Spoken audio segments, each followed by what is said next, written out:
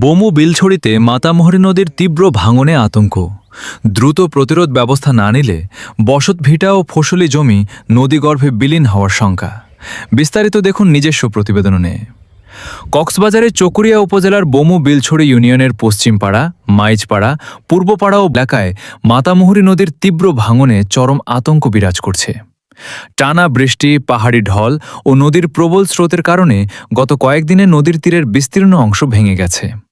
ভাঙন অব্যাহত থাকলে শতাধিক পরিবার, শিক্ষা প্রতিষ্ঠান এবং বিপুল পরিমাণ কৃষিজমি হুমকির মুখে পড়বে বলে আশঙ্কা করছেন স্থানীয়রা।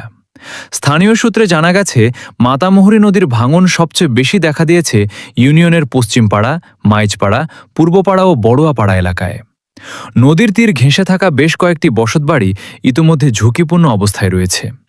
স্থানীয় বাসিন্দা মোহাম্মদ আরিফুল ইসলাম বলেন, নদীর ভাঙন দিন দিন ভয়াবহ হয়ে উঠছে। দ্রুত ব্যবস্থা নেওয়া না হলে অনেক পরিবার ঘরবাড়ি হারাবে। আমরা দীর্ঘদিন ধরে স্থায়ী প্রতিরোধ ব্যবস্থার দাবি জানিয়ে আসছি।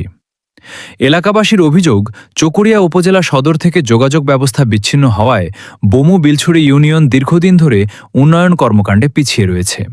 ফলে নদী ভাঙনের মতো দুর্যোগ মোকাবিলায়ও প্রয়োজনীয় অবকাঠামোগত সহায়তা মিলছে না।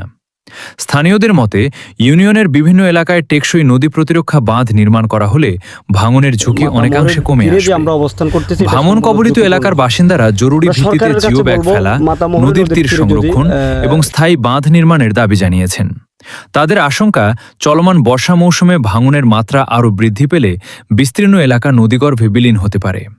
বিষয়টি সম্পর্কে জানতে চাইলে বোমু বিলছড়ি ইউনিয়ন পরিষদের প্রশাসক, উপসহকারী প্রকৌশলী জনস্বাস্থ্য আল আমিন বিশ্বাস বলেন, নদী ভাঙনের বিষয়টি আমরা গুরুত্বের সঙ্গে পর্যবেক্ষণ করছি। বন্যা পরবর্তী সময়ে আমরা নদী ভাঙন এলাকা পরিদর্শন করেছি। ইতিমধ্যে সংশ্লিষ্ট দপ্তরে বিষয়টি অবহিত করা হয়েছে। দ্রুত প্রয়োজনীয় ব্যবস্থা গ্রহণের জন্য ঊর্ধ্বতন কর্তৃপক্ষের সঙ্গে যোগাযোগ করা হচ্ছে। এলাকাবাসীর দাবি, দ্রুত কার্যকর পদক্ষেপ গ্রহণ না করা হলে মাতামুহুরী নদীর ভাঙনে শুধু বসত ভিটা ও কৃষিজমিই নয়, এলাকাটি আরো উন্নয়ন হবে, প্রসারিত হবে এবং মানুষ নিরাপদে থাকবে বলে আমরা আশা করছি।